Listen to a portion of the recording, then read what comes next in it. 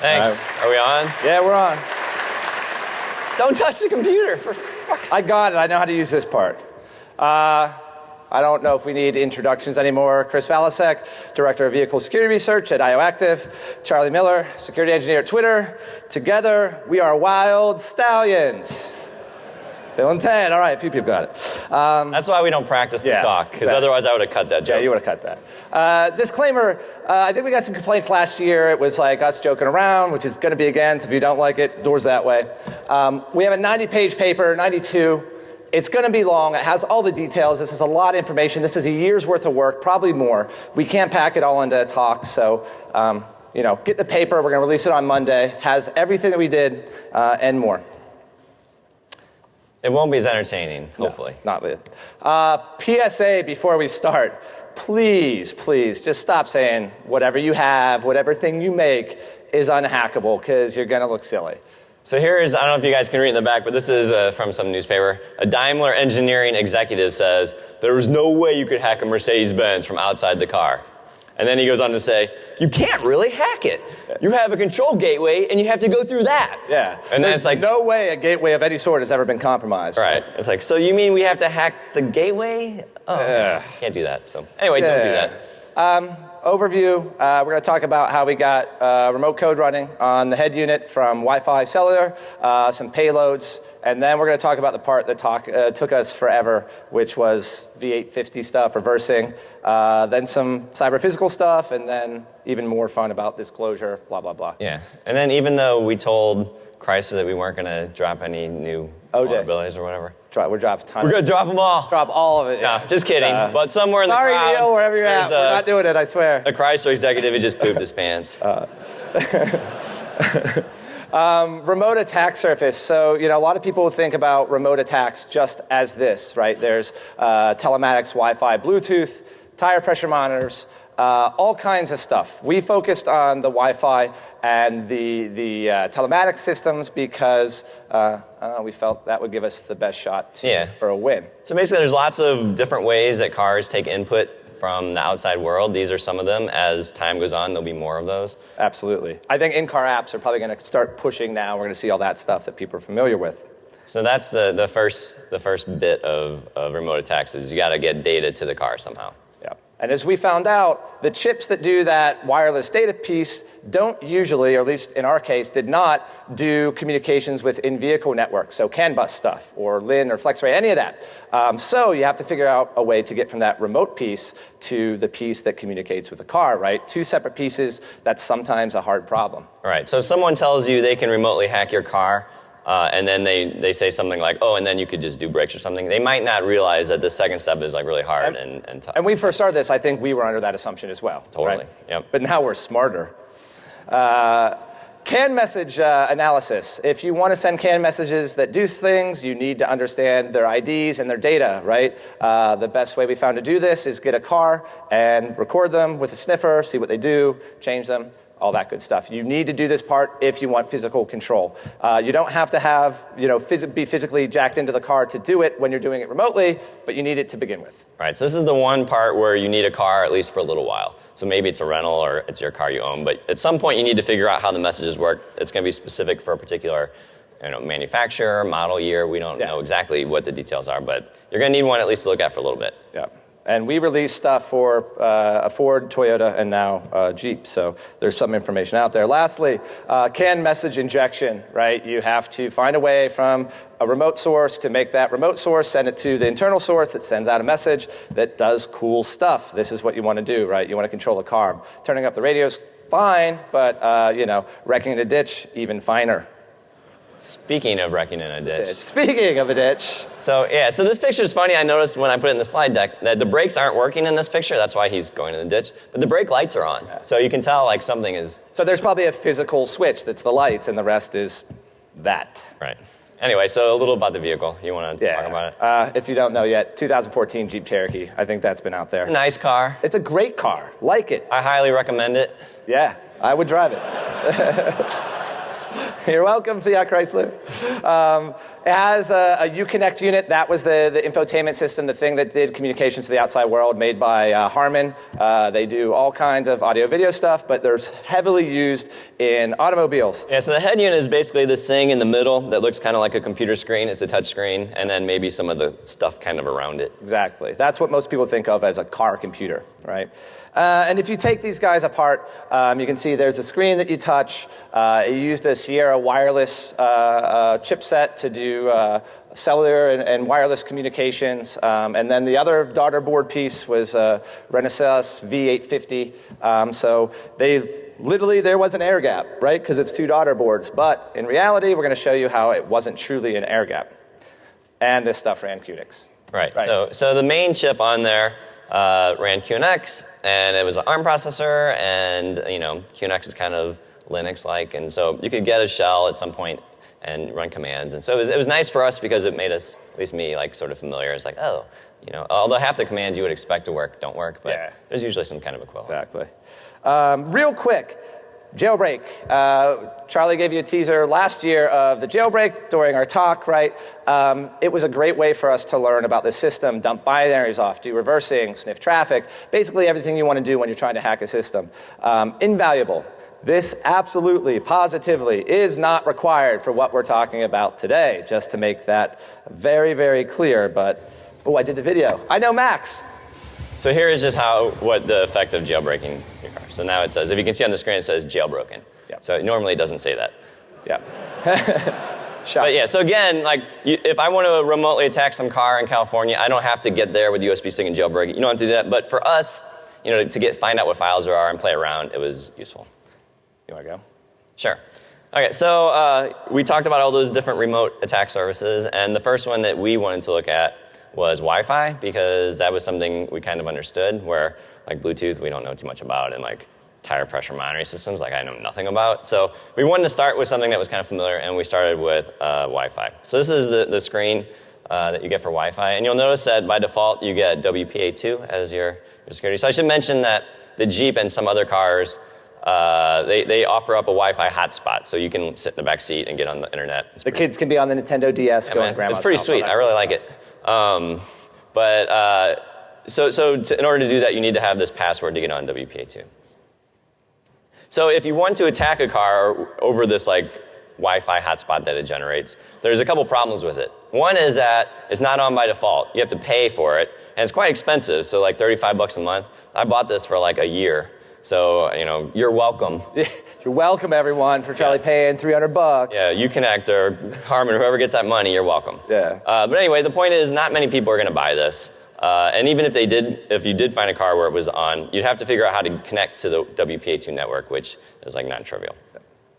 So we'll still talk about that a little bit just to show how it would work, because for a while this is the only way we knew how to attack the car. So the first thing that you'll see is this is the reverse engineering of the way that the password is generated for the WPA2 system. And you'll see that they call time on null, and then they figure out a random password link between 8 and 12, and then random characters from lowercase, uppercase, ASCII, and numbers. So there's 60 of them or something, 62. So the point is you get this really long password that's random, and you can't just guess it very easily. Yeah, it's going to be really hard to guess, and even if you're cracking it, you're not going to be lucky doing it. Right. But the fact that they based it on time means that there's really only one password for every second that the car would, that second and the time when they would have turned the car on. So if you can figure out what time, the very first time you turn the car on, then you can have a pretty good guess of what the password is. And so, here's just some numbers. I do have a PhD in math. He's pretty good at math. So I can use a calculator as well as the next person. But anyway, if you do the math, you'll find out that if you know what year it is, which you probably have a pretty good idea because it's, like a car. It's dated on the car. Right. You can guess to within, it'll take 15 million password tries before you would guess that if you wanted to just care about a month. So it's 15 million per month. And then you can make some other sort of assumptions. But the point is, you could imagine doing an attack in an hour. Which is kind of a drag, right? So you'd have to essentially find a car on the highway, drive next to it for an hour. That's just creepy. Right. But Charlie, I ask you, what happens? How does it get the time? Are you sure we didn't practice? I know, it's great. It's amazing. Okay, so yeah. So then you're like, well, okay, fine. Well, how did it know what time it was? Because the very first time you turn the car on, like it doesn't necessarily know what time it is, right? And so this is some of the code that sets the clock initially. And you can see it says get V850 real-time clock. So V850 is like the other chip that we'll talk about later. But it's the one that has direct communications with the cellular network. And so it's trying to get the time through cellular stuff, right? Like how your phone gets time.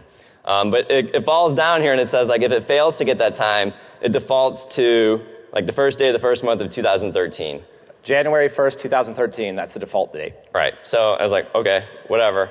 But I looked at my password and it was this like long, complicated thing.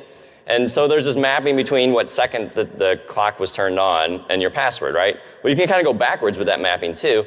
And so I was like, well, I wonder what time I turned my car on. It's kind of interesting, right?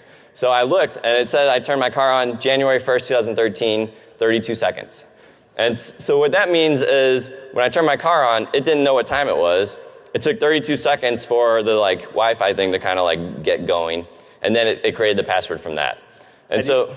Yeah, I was going to say, you could imagine cars coming out of a plant, right, being turned on, and they all have a very small subset of passwords. Right, so you would expect maybe there only be like 10 or 20 different passwords in reality. So now you don't have to creep on someone for an hour, you only have to creep on them for a couple seconds. Yeah. I like how you're so worried about creeping on someone by driving them. I creep on people all the time. But you don't mind crashing them, but you don't want to like get I don't close want to get them creeped out, but I don't mind driving them off the road. Right, so anyway.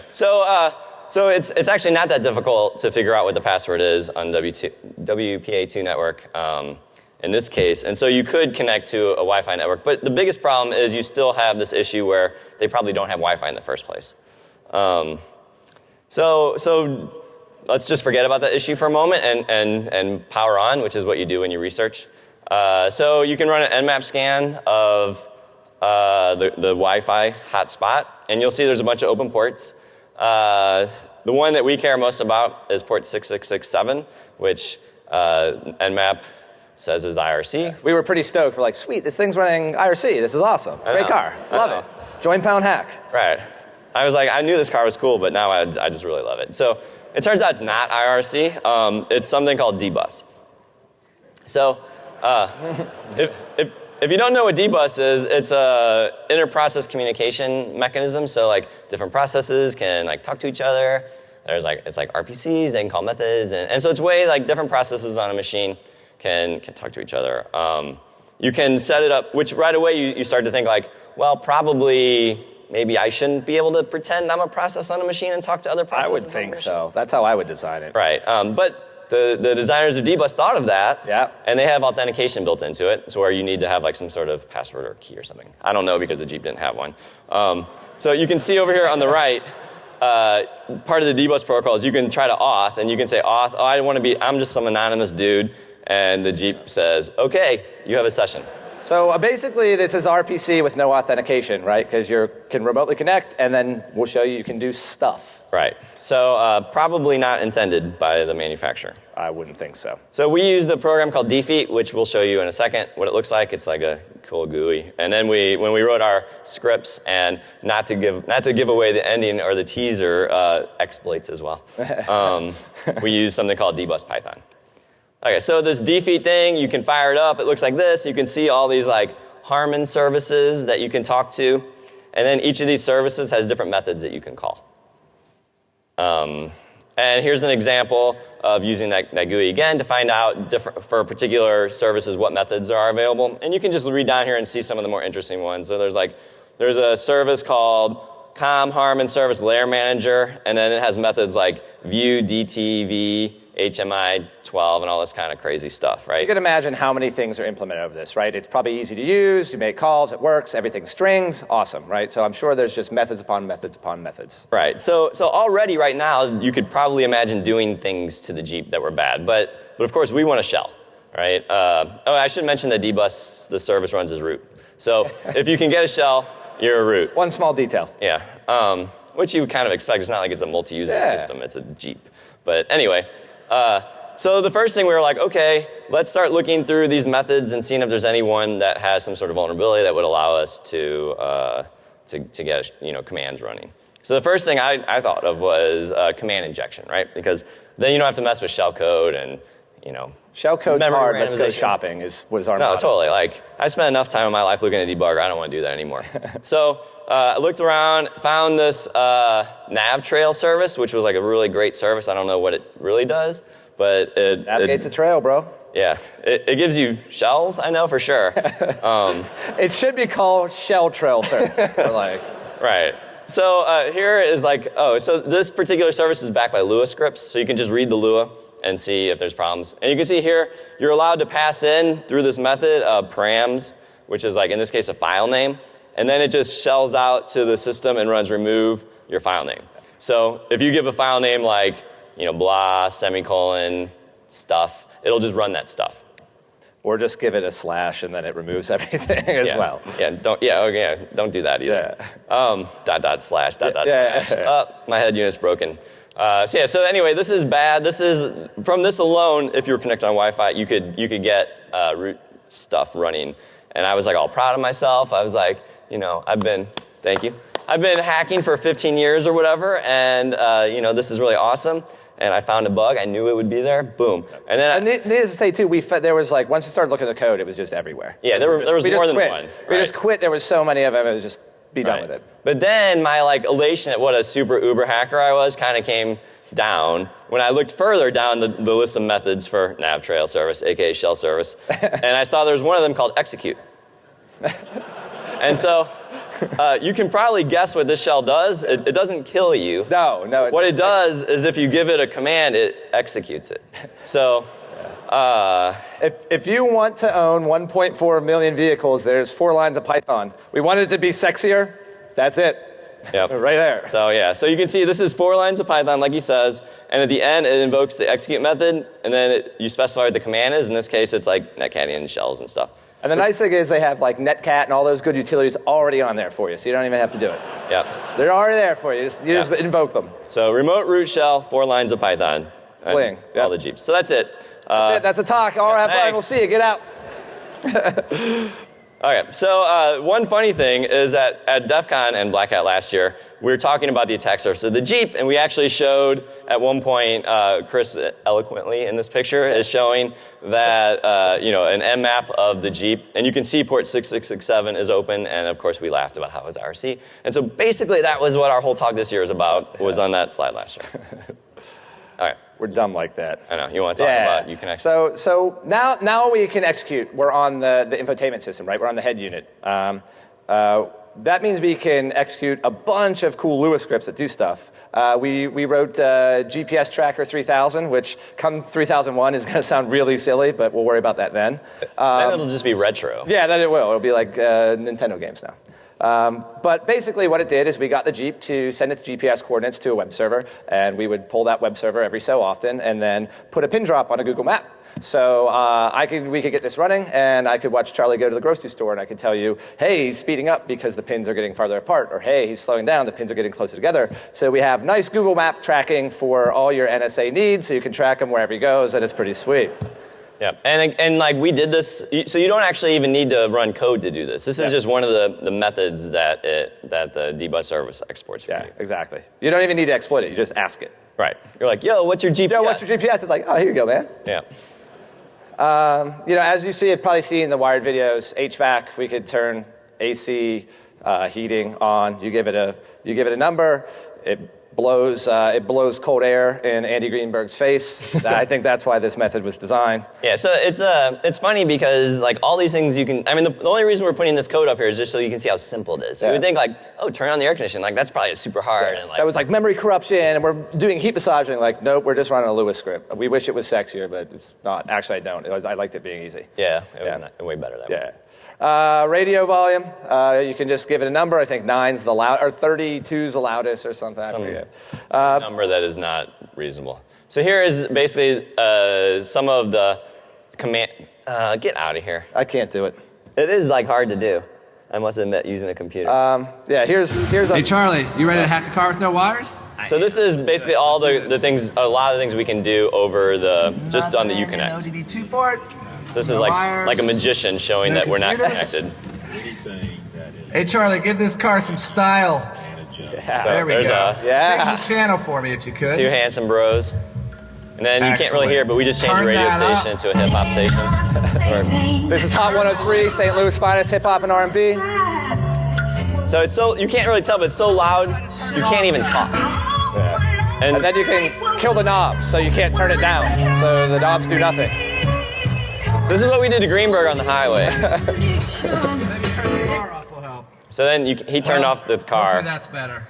And then, Let's get it back to normal, huh? luckily, you'd think that would fix it, but it doesn't. Just Phil blasting in your face. Right. So anyway, you can control the radio, the HV, or, the air conditioning. You can GPS. We didn't, but you can imagine turn on the microphone. So anything that has to do with just the radio, you can do at this point. Good. All right. So that was like super fun, and I like hip hop as much as the next person. Amen. But it was still like this whole the guy has to, or the individual has to buy Wi-Fi, and only idiots like me would pay $30 a month for Wi-Fi. We learned the first time around when we plugged in and sent messages and controlled cars, and we thought it was so cool, and then everyone shit all over us. And we're like, oh, they're plugged in. We're like, nope, there's no holding back this time. Every time we thought we made a jump, we had to make it better, right? Right. Yep, that would have been the headline story. Have to buy Wi-Fi. Yeah. Don't buy Wi-Fi. Yeah, exactly. We would have set back the Wi-Fi industry 10 years. So we're like, well, let's see if we Call can centers are closing all across America. Yep, and Asia.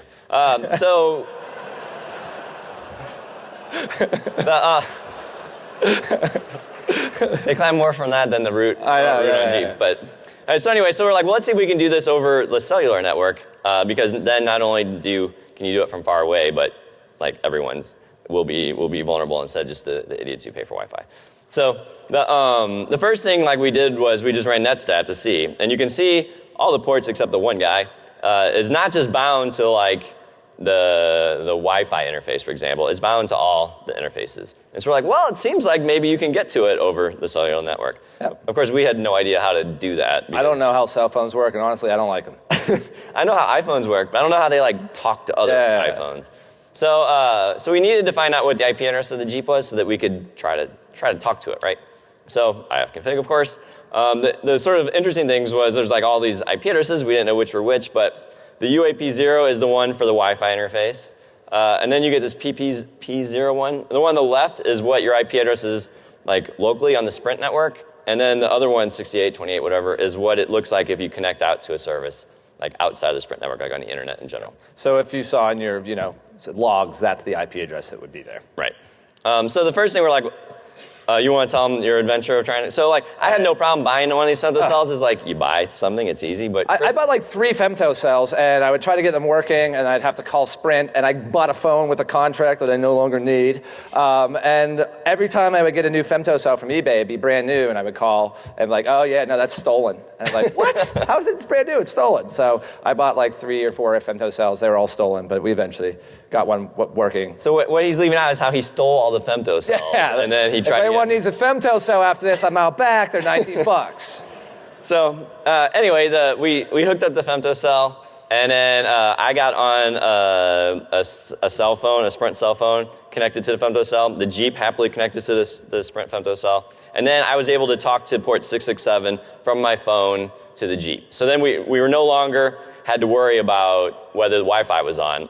Even though the Wi-Fi has never been turned on in its entire life, the cellular connection's on, and I can talk to it. Yeah, we were ecstatic, right? Because it's hey, we're doing all this over cellular, and we didn't need to change anything, right? That 4-line Python exploit, the only thing that needed change was the IP address. Yep, and that took a couple days. That was some research time right there. But yeah, so now we had extended from only people who had Wi-Fi to anyone, but we still had to be within the femtocell's range, which is remember this, the cellular service is on. You don't have to buy it, right? If you have this head unit, it exists. Right. Whether you're not paying for anything, it just exists whether you know it or not. So I got excited, and I drove. So first I got rid of the femtocell, and I saw it still worked. Yeah. So then it was it's maybe the range of a cell tower, right? I don't know what that is, a mile. I don't know. Who knows, cells, right? Yeah. So, but anyway, it was more than 30 meters. So it was yes. Yeah. We're gaining better. Range. So then I drove to the airport by my house and left the Jeep at my house. And then I tried it from there, and it still worked. And so I was nice, we're up to 5 miles or something, right? Yeah. And then I was like, Chris, try it. So he tries it from Pittsburgh. I'm in St. Louis.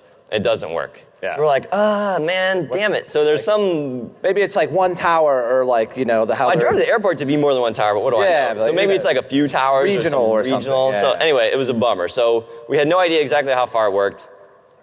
And so then I was like, well, hell, I'm just going on a road trip. So I turned on my car, left in my driveway, and I took off in my other car down the highway. And you can see I'm like in some little gas, like truck stop somewhere. Bloomsdale, Missouri. Yeah. Beautiful Bloomsdale. And I tried from there, it still works. And now we're talking like 60, 70 miles or something. And so then finally, I get my act together and get my nice Sprint contract phone with I have a contract for 2 years now. Set it as a Wi-Fi hotspot. Use my computer to use that as a hotspot. Lo and behold, bling, I can reach Charlie's car from Pittsburgh in St. Louis. so basically he totally screwed up earlier. Yeah, totally screwed up earlier. And I was like, I can't get to it because I don't know how to internet. And then I relearned how to internet and then interneted. Right, so yes, for interneting. For interneting. Yep. All right, so anyway, so the point is now it's no longer like 10 miles, it's very far. We don't know for sure how far at this point. It turns out it's anywhere in the Sprint network, which is like the entire United States. That's nationwide, probably some of Canada, probably some of Mexico. So now you can just scan the internet, and we know what port we're looking for, 6667. And if you find that port, it's either an IRC server on the Sprint network, probably not, or it's a vulnerable vehicle. We consider it a win-win. It's either a car or an IRC server, and either way, we're in. We're good. Yep. Either way, it's like sweet. So then we ran like a scanner. Oh, and we also know, like we don't know for sure what Sprint's IP range is, but just by every time you turn the car on and off, you get a different IP address. And just doing that a bunch, you kind of get an idea of like where it shows up. Yeah. And so it seems like it's always in 21 dot something or 25 dot something. So we think it's just 2 Class A's. It may or may not be, but all it's the actually kind of less than that, but whatever. If you scan that, you'll find or you used to be able to. Yeah. We'll get to that later. So back in the day, you used to be able to scan and find like a ton Back of cars. in the day, last week. Yeah. I think it was 2 weeks ago. Yeah. So so you could just scan cars and know that they were vulnerable because the service was on. And just you didn't have to worry about like what version it was or anything. It's like if that service is there, like it's talking to you and you can do stuff, right? And so then like you can tickle it a little bit more, and it's just essentially like a web server that you can download information from, right? It's a thing. It gives you information. So we did that. So then we should have been nominated for best server-side exploit for the ponies, but no one nominated. You're a judge, so you don't qualify. Anyway, you could. So we got the. I can't really read on top here. Yeah, it's GPS. So we got the GPS information of the vehicle just by asking politely on port 667. And then we also got the VIN number for the vehicle, which you can look up and see what kind of car it is.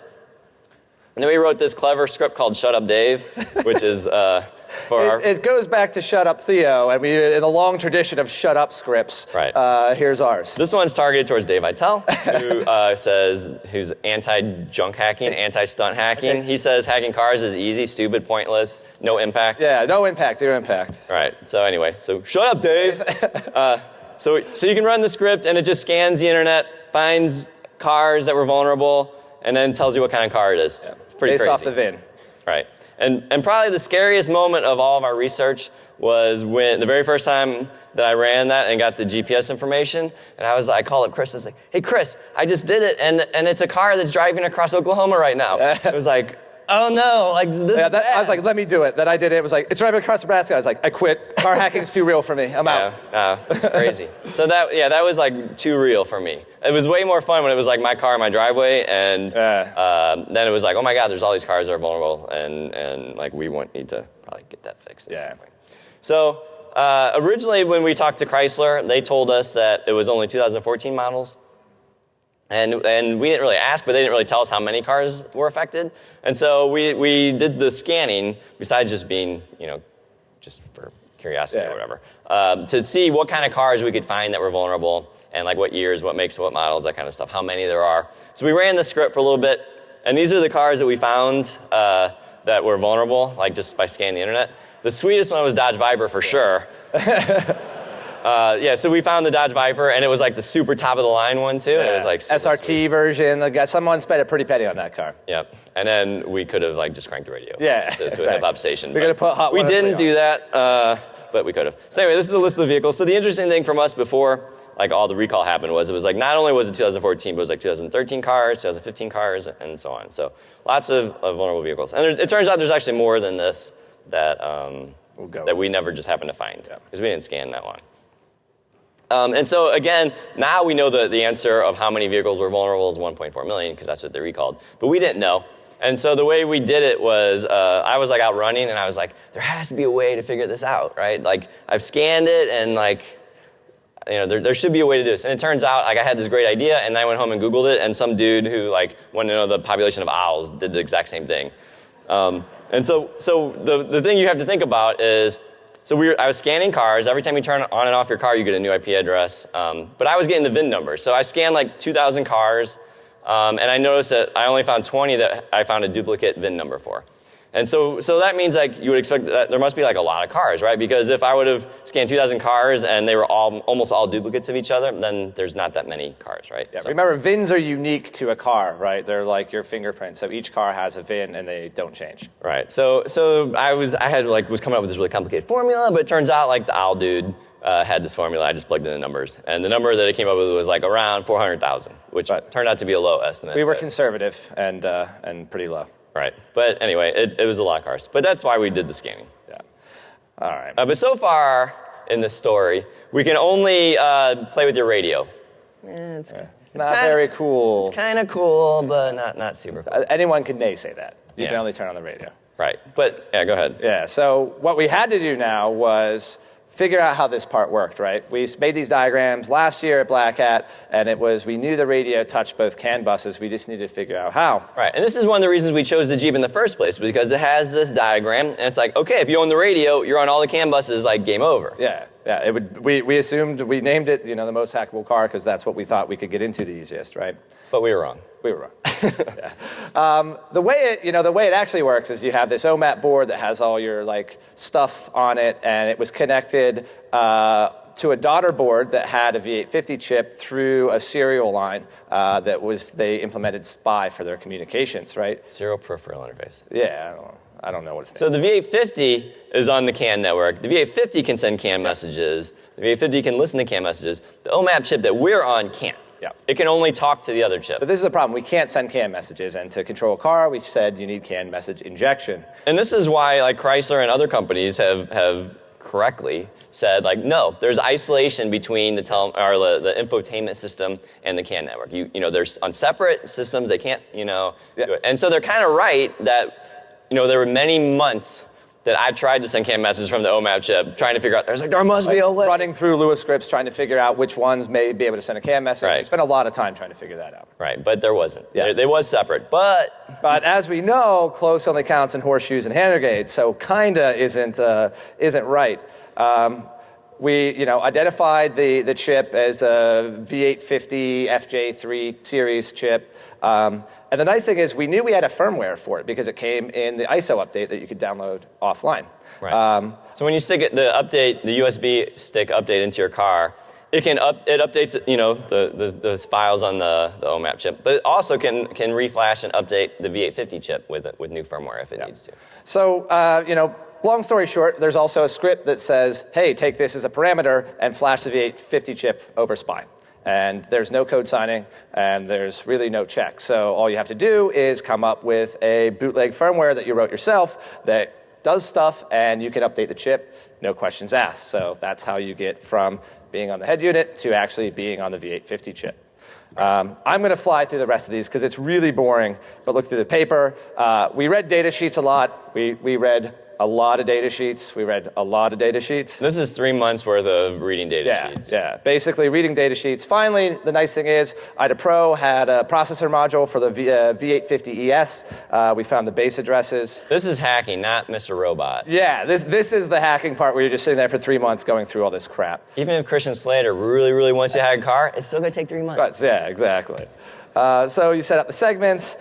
We found a bunch of cool values. There's GP relative addressing. Again, read the paper. There's a bunch of sections.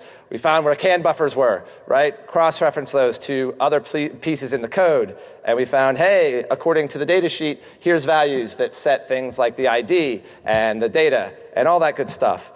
Our only problem was we couldn't call this function directly from anywhere. So we knew we could set up data, and we knew we could get this function to send data we wanted, but we had no way to call it. So what did we do? We're like, OK, we'll find the spy parser and figure out if we can send spy messages, and then basically trampoline that code into some other code where we write shell code and do code with code. So basically, since that made no sense. Yeah. I was trying to be funny. It wasn't really funny.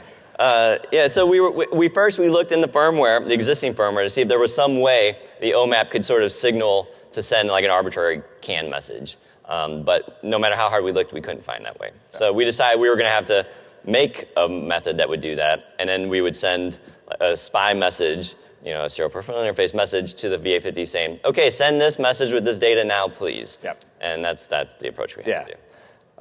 Sidebar. There's a bunch of mem copies to fixed size buffers that take the size from the spy message. Again, I think we gave up looking for these after we found a few. Yeah. So the point is, like, you could reflash, like, we're going to reflash the firmware on the V850 chip because there's no code signing. But even if they had code signing, we could have bypassed that by exploiting these memory corruption bugs on the V850 from spy. But luckily we didn't. Luckily we did nothing hard. Yeah. Well, we wrote shellcode by hand. That's kind of cool, right? Yeah. Basically, it was, hey, use the spy code as a trampoline. If it sees this byte, it jumps. It jumps to our shellcode that we put in unused section of the ROM. Our shellcode sets up the buffers, blah, blah, blah, blah, blah, sends the message, returns. We're all good. Boom. That's how you send messages from being on a wireless chip through SPY to reprogram the V850 chip. The V850 now contains our backdoored firmware. If it receives this command, it's going to look at these bytes. If it sees that bytes, it's going to trampoline to our code. That's going to take the data out of the SPY messages we just sent and use that as CAN data, and we can send arbitrary messages. So that's how you can physically control a car from wireless to internal. All right, so that bypass. Oh, thanks. So that bypasses the so-called separation. Yeah. One small little hurdle that we had to bypass on the way, though, was the system, while it is designed for the OMAP chip to update the V850 chip, it's only designed to do that like with the USB stick in and a guy sort of pressing the buttons and all sorts of other stuff, which we don't have remotely. And so there was just some sort of exercise to go through to do that. And it's kind of hard because you can only update the V850 if it's in bootloader mode, and if you put it in bootloader mode, it like resets the OMAP chip, and then you lose control. Anyway, read the paper if you want details. It was slightly difficult. Yeah, we did. Yeah, it happened. What happens when it goes wrong? Yeah, You end up in a sad days. It was covered under warranty every time, which was the best part. Yeah. I mean, one thing I gotta say for Chrysler is they stand behind their product. Hey, they are. That's for sure. So yeah, every time that we would mess up, this happened twice. That if you mess up flashing the V850, then the head unit just doesn't work anymore. And so the first time what happened was I was flashing it, and like you can't there's no like output that's going on. So it was flashing, I didn't know what it was doing, and I was like, fuck this, I just turned it off. It was like half flashed and never came back on again. Don't do that. And the real upgrade mechanism doesn't let you do that. It has safety. I have no safety. I was driving with my seatbelt off. Yeah. So then, again, I take it to the dealer, and they're like, "What happened?" I was like, "Yeah, the like screen doesn't come on anymore." So yeah, so then I try not to use like words like head unit or like chips or anything. I'm just like, the screen is all black. I don't know. And he's just texting me. He's like, I think they're buying it. They're gonna give us a new head unit. I was like, all right, sweet. Yeah. I mean, so to be fair, I never lied. That's true. I never lied. They're like, didn't work. It didn't. The screen did not work. And then they're like, what happened? I was like, it just doesn't come on. Yeah, that's true. We got a boogie. Nah, we're fine. All right. Then the second time, I think I just screwed up something, and you just went in there again. It was like, it don't work, and they're like, okay. I was like, there's something wrong, or it doesn't work again. And then I really was very, very careful after that because I was like, I think at 3. At 3 they might be like, don't come back. Right. So yeah. All right. So let's see. You want to do that? Yeah, sure. I mean, to go through very simply how this works, right? You get on a cell network. Like how would this attack actually? How's this go down? You get on a cell network, right? You have your cell phone, you have your laptop, you have mass scan, you're scanning for cars. You find one with an IP. You connect to it. Then you get code running on that OMAP chip, right? But that OMAP chip can't send CAN messages. So from that OMAP chip, you reprogram the V850 chip with your backdoored firmware. That way you can send messages to the OMAP chip. The OMAP chip takes that data, sends it on the SPI line to the V850. The V850 consumes it. Since you have it backdoored, you send CAN messages. Then you put Andy in a ditch. That's step 4. That's step 4 of the attack? Yeah, Andy. send arbitrary CAN messages. Yeah, so one thing to say real quick is that if you walk up to a Jeep, you don't know its IP address, and we don't know a way to really find its IP address besides looking at the VIN or the GPS, and then just scanning all the Jeeps until you find that one. Yeah. So that's one limitation. It's easier to hack all the Jeeps than to hack an individual Jeep. Which is kind of backwards. You don't even know how to run this thing. Okay, so here's like the whole attack chain. Go. So I'm gonna fire the exploit here. So we're gonna fire the exploit, reflash the V850 chip, and then be able to send CAN messages. This is like the whole attack. You'll notice that It's very boring. I'm yawning. But so I sent the exploit. It's downloading the firmware. It's rebooting right now. You can see it's black. It's not. It's not rebooting. It's flashing the V850 right now. So it takes like 30 seconds for the V850 to be completely reflashed. Send CAN messages. So. And you'll notice that we're so good, we're very, so now it's rebooting back up into normal mode. At this point, the backdoored firmware is there, we're good to go. You see, that's how long it took to install the backdoored firmware. So you would notice the screen go off for a little bit, but it's not alarming by any means. But don't turn off the car. Don't turn off the car. But yeah, so, and you can do that while you're driving down the road or whatever. What else was I going to say about it? We've been working on this a long time. You can see it's winter when this video is filmed. That's what I was going to say. We're very responsible. We reported this so long ago. There's snow on the ground. Come on, I have a winter hat on. We're gonna make it All right, so let me fast forward a little bit. A little bit more. So in this one, I'm waiting for the Wi-Fi to come back up. This is what the big wait is, because I want to connect in and send the messages. Let's try it out here. And Charlie yawns another time. It's like 7 a.m. or something. I can only hack off hours. Now I'm going to tell it to turn the windshield wipers on, which requires CAN messages. There we go. Now I think it's running. Yay! Yeah. So that's end-to-end hack right there. So if there were a pwn to own, everyone would say, Charlie Miller hacked a Jeep in 30 seconds. But in reality, it's a year's worth of work. Yeah, maybe a minute on that one. Yeah, maybe a minute. Maybe like Charlie Miller getting slow. Takes 1 minute. Slow in his old age, what are you going to do? Roll. All right, so we had to get the diagnostic tools. I'm going to burn through this as well. Unfortunately for the Jeep, they were near $7,000, and I told them I was, the best tuner in Western PA for Jeep, so they hooked me up, paid for all that.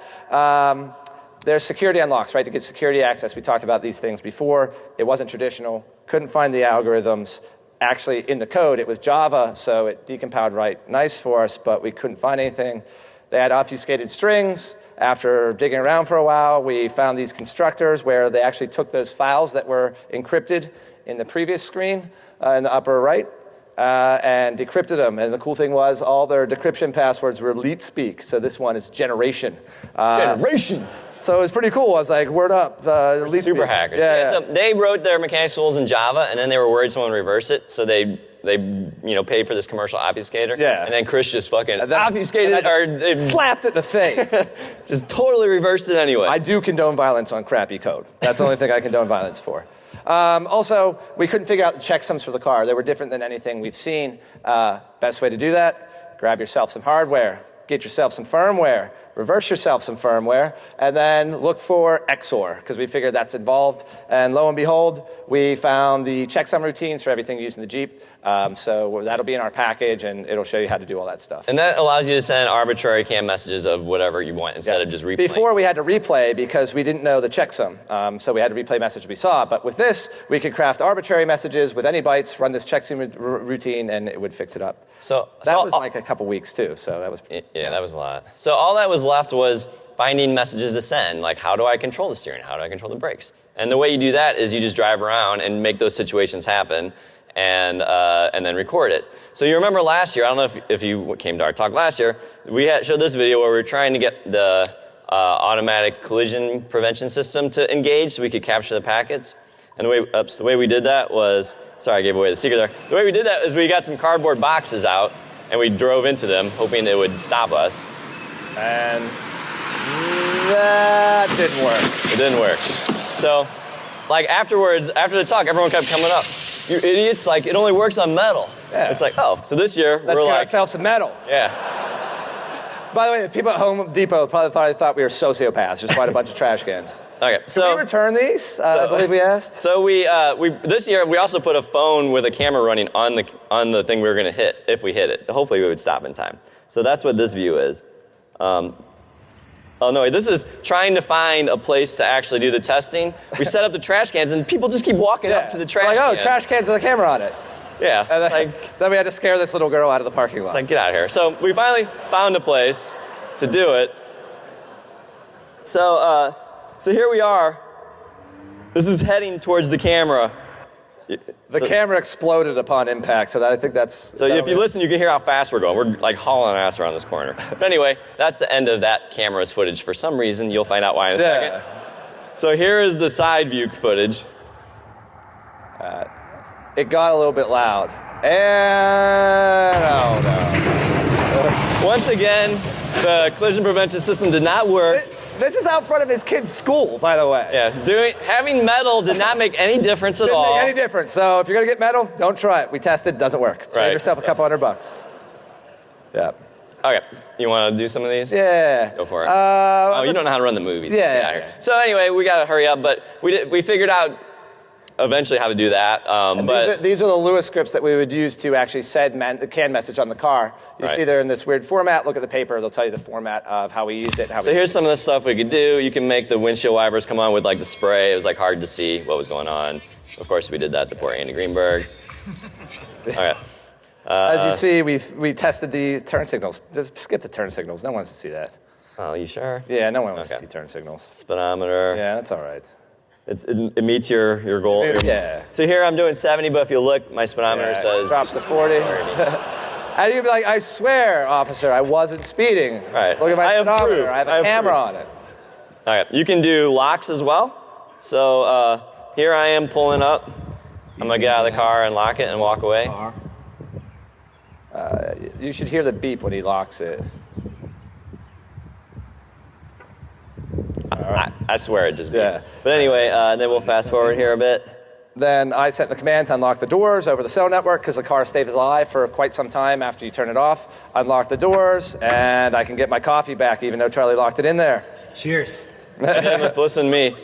Oh, you missed yeah, it. But I acted like I was a thug who was like, what are you doing in my car? Yeah. But anyway. And then here is what we actually did to Greenberg that got everyone all upset. Here's where you make the transmission stop functioning. So I'm giving it full gas. I'm in drive, but it won't go anywhere. I'll try reverse maybe? So I try switching gears. It's still, I'm just stuck. No, I'm stuck. Okay.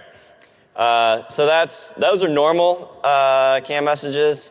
You can also do diagnostic ones. Again, like check out our old papers and stuff for the difference between those. But here's the brakes not working, which is what we put Andy in a ditch with. Yeah. We don't put ourselves in ditches. No, that's for Greenberg. So Chris is trying to stop here, but you can see he's still actually moving. Yeah. Nothing. So we think if we did enough research, we could do those at speed someday, but that's for a later day. So I'll skip over how you do the more complicated attacks, but here's the effect. So here is controlling steering. So I'm not touching anything? Essentially, it takes the ECU offline, then we send messages pretending that we're the ECU, picking up where the traffic left off. That way it'll listen to only our messages, and its messages won't be... So I'm driving his car from remotely. Yeah. And if you'll listen... I'm going to go right next to it. So I'm going to drive next to a pole. Parallel park it. Okay. Here we go. I'm going to loop right by it. There it is. Oh no, it's a little tight. There we go. So try to parallel park. So I almost hit the pole, but I didn't. So anyway, you can control the steering pretty well. It's pretty awesome. Braking the same way. Take the ECU offline. Reverse. Send the message. The car will stop without someone pressing the brakes. So, brakes. All right. So should we just like book it through this? Yeah. So we disclosed it in October. The cool thing that happened was after the Greenberg story happened, not only did they eventually do the recall, ends and have fixes for the thing, but Sprint blocks port 667 traffic now, so you can't get to even the cars that aren't patched, which is like super awesome. Yeah, that's the biggest fix is Sprint not allowing you to communicate on that port. Yeah, good job. That's good. So right now there's no cars we can hack. Yeah. So here is a video rendition of us disclosing this information. Some website had this, and it's fucking hilarious. The duo had been sharing their findings. Look at us with just Chrysler chew for the 9 boardroom months, out. allowing the company Chew to 'em release out. a patch. Chrysler did not acknowledge or credit them for their work. Chrysler Anima bots look very scared. They looked scared. And then this is me trying to get other people to let me test on their vehicles, and they, for some reason, say no. They won't let us test. Selfish jerks. The effect of the patch is this, that instead of ports being open, now they're filtered. That's the fix. Impact. Cars got recalled. Recall, that's cool. Hackers did something. A physical change happened, and it wasn't within the InfoSec community. It was within the real world. So that was we were most proud of. Lawmen want to do laws, so that's something. Yep, so yeah, we worked with these senators, and they issued this legislation. They introduced it the day of the story. I'm not going to brag about this, but we made the stock go down. If we were lesser men, we would have shorted it, but we're honest people. Yeah, we could have. And then just to rub it in a little bit, like traditional bugs, like I always find, never affected the stock price. This is stage fright. Sorry, J-Duck didn't Sorry, affect wherever you stock are. price. If you're really cool, Twitter will follow you the day after the Wired story comes out to make sure you're up to no more mischief. Yeah, so now Chrysler follows Chris. Yeah.